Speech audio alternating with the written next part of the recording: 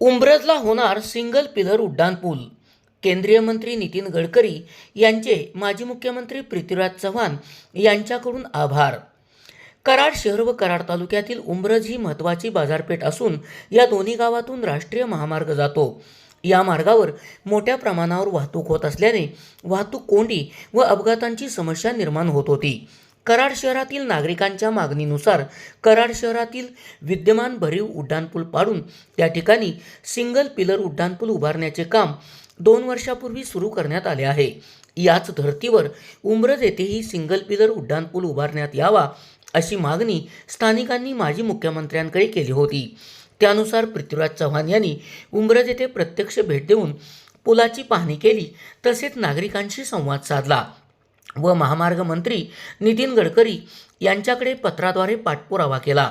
नितीन गडकरी यांनी या पाठपुराव्याला दुजोरा देत उंब्रज येथे सिंगल पिलर उड्डाणपूल उभारण्यासाठी भरघोस निधी मंजूर केला आहे। यामुळे राष्ट्रीय महामार्गावरील वाहतूक कोंडी कमी होण्यास मदत होणार असून संभाव्य जीवितहानी टाळण्यासही हातभार लागणार आहे।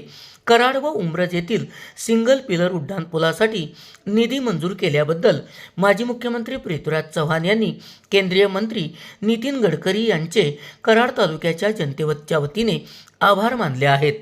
SP ओरिजिनेटिव्हसाठी सुनील परीट, कराड।